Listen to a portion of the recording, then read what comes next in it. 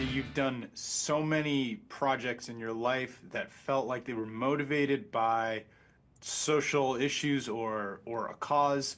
Can you talk about this one and what drew you to this specific film and how the cause plays into that?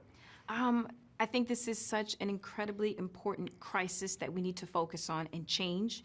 This is something completely different than I've ever done, and it's just so heart wrenching to see that this is really going on. And just seeing so many different characters, these are characters that are in our society today that we see every day.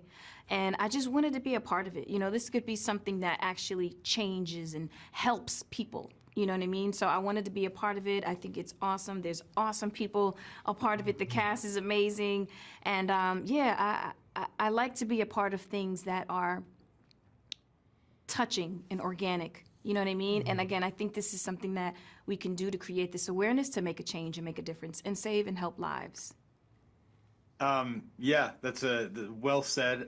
Billy, you know, you've been prolific in your career. This is definitely a little different. What were some of the reasons you chose it? Are they similar?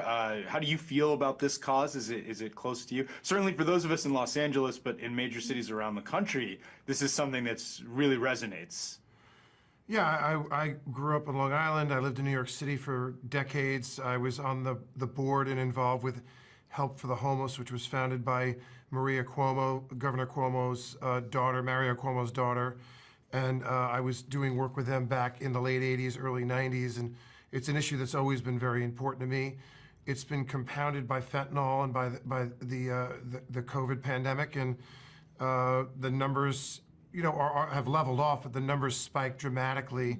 I mean, Sacramento before COVID had 3,000 homeless people, and it spiked to, I think, 15,000 homeless people over COVID. So we're talking about an entirely different ballgame. I love that Robert Craig, who's a very successful businessman, had this calling that he wanted to answer, and he said, if I'm going to make films, I want to have social messaging. And he's making, you know, subject matter like trafficking and fentanyl and homelessness and mental health. And I love people that want to make films that have a social message and are a call to action. This is a problem that needs to be addressed, and we are one of the most influential and powerful and wealthy countries in human history. And there's a lot of programs across the country that are in Arkansas, Florida, Texas, New York that are very successful. There's a program in Baltimore that is a partnership with Johns Hopkins.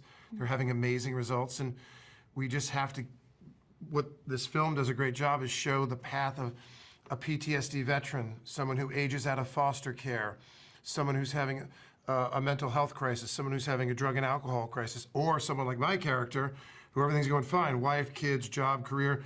You have a whopping medical bill, or you lose your job, the bills start piling up, the mortgage company's coming after you, they repo your car, next thing you know, you wind up on the streets. That happened a lot during COVID, a lot.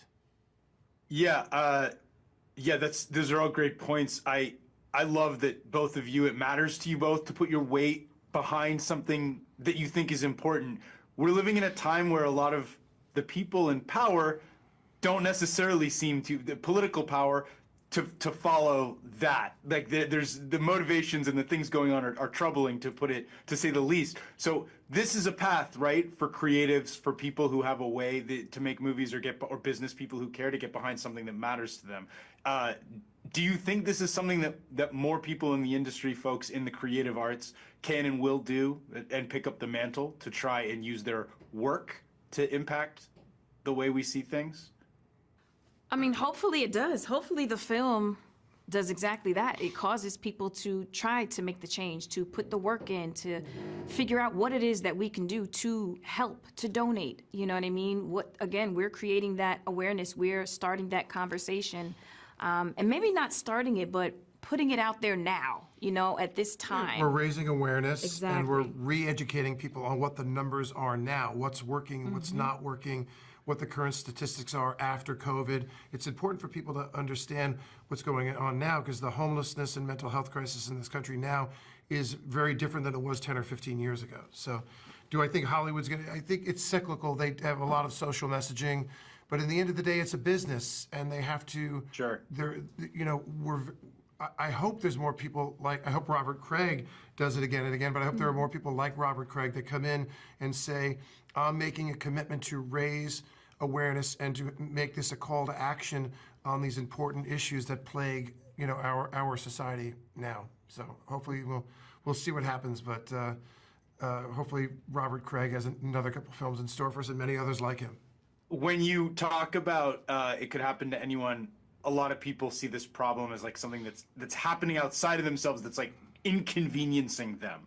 And there's a lot of issues in these cities where it's like, it's in my way and it's like unsightly. And the movie talks about that a little bit, but how would both of you try to address somebody like that, say, give this movie a chance? Or like, this is a different way of looking at it. Like to those who don't want to open their hearts to those who are suffering, who think it's outside of themselves.